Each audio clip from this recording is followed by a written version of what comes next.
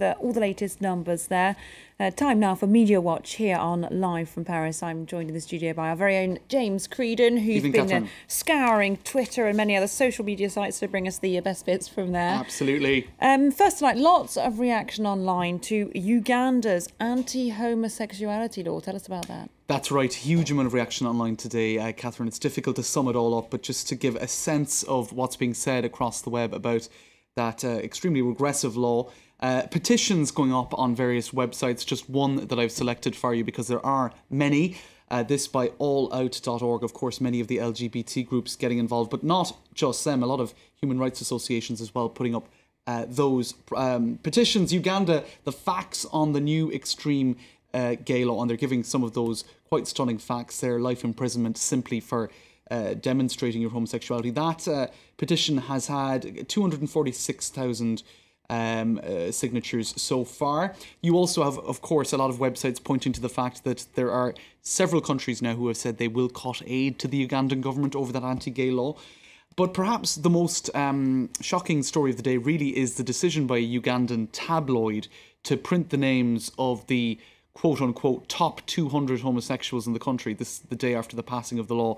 Red Pepper is the name of that particular publication, putting the lives of those 200 people at risk.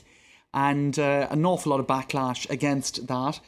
You can see various publications, leading with that story. It is indeed a pretty appalling thing to do. And on Twitter, the witch hunt begins, says one Twitter user. And indeed, that is a term I've seen used on several publications for that decision by that tabloid. This tweet by a South African Twitter user saying, "We know very well the scars left by oppression. Let's not sit idly by as it happens to innocent people in Uganda." Now, perhaps one of the most shocking parts of all of this is this particular publication, Catherine, called Rolling Stone, which is a Ugandan newspaper, not Rolling Stone magazine, not Rolling Stone magazine, the much better known Rolling Stone, decided in 2010 to do something very similar, publishing the photos of 100 Ugandan homosexuals. Now, consequent to that, a very prominent Ugandan homosexual by the name of David Koto was actually killed just a couple of months later. Yeah. And indeed, a documentary charting that story in part. He was the first out, very much out homosexual in Uganda, is worth looking at because it does chart that whole story. But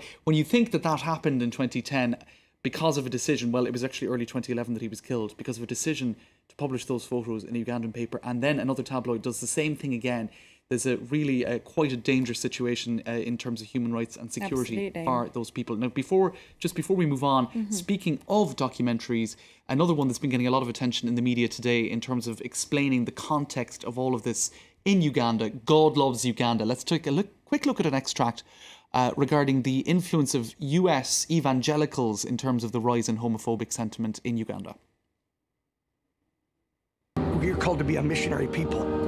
I believe the Lord is calling me to pray for a great missionary force. America's not yet done sending her sons and daughters to bring the gospel to the nations. Homosexuality does not benefit the society. It's sin. Are you ready for Jesus? We do not fight Sodom because of who they are, but what they do. The controversial bill proposed death sentence for homosexuality. The law says no homosexuality in this nation. It's an abomination to God. The Americans, when they preach hate here, they forget that they're preaching to people who will just take the law into their hands. So there you go, Catherine. And as it's described on the website of the film, it is a look at the evangelical campaign to change African culture. So a lot of people are sort of saying, oh, what's going on with Africa? This is, homosexuality is un-African behaviour. We've seen that sort of thing mentioned. Well, actually, what are the influences and why is it going in this direction? It is political opportunism to some extent, but the role of even certain very right-wing evangelicals, it's not all missionary groups, I guess, certainly an interesting look who are at active the role in they Uganda. have. Very interesting. Thank you, James.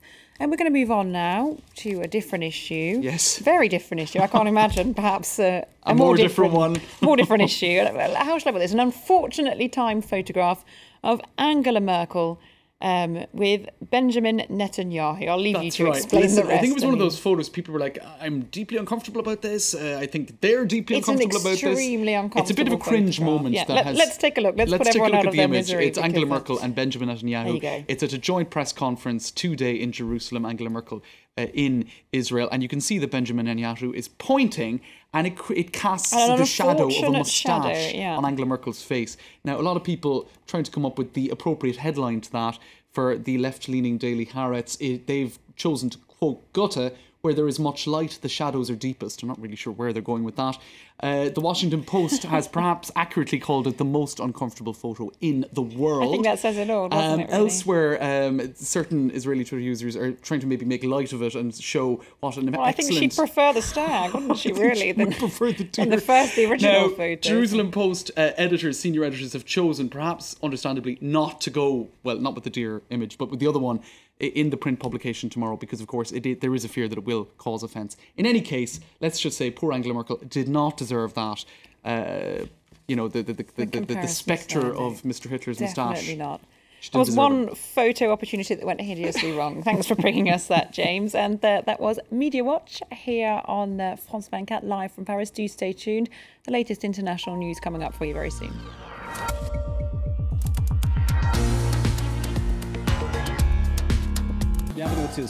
Reporters. Relaunch of nuclear talks, release of some political prisoners, reopening of the House of Cinema. Since his election, President Rouhani has begun to open out. His goal? To present a more acceptable face of Iran. But with regime hardliners still resolutely opposed to compromise, is Iran really opening up or just buying time? Reporters on France 24 and France24.com.